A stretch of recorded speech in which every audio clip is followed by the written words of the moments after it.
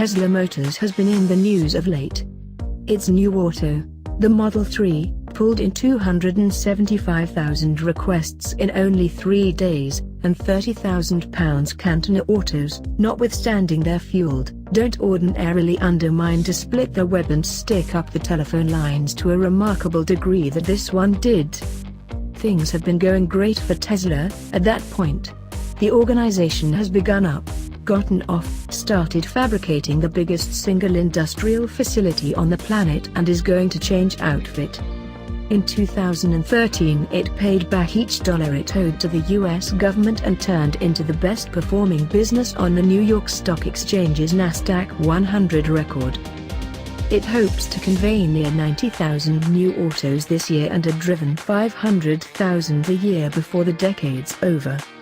In the interim, Tesla has been making incremental enhancements to the auto with which it pioneered a trail 3 years back when it began demonstrating that the electrically controlled extravagance auto's chance had come.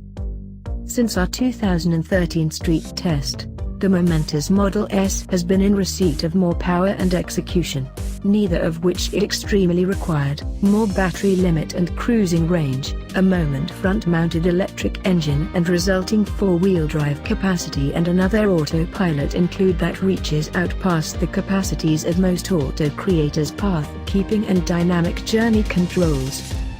Every single justifiable explanation behind another full autocar street test, and this time, in a right-hand drive, UK enlisted auto.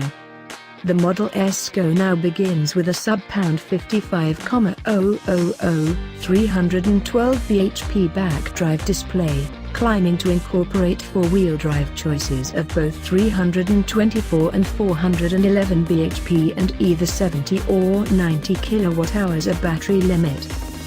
Here, we're attempting the highest point of the run P90D, finish with preposterous speed overhaul.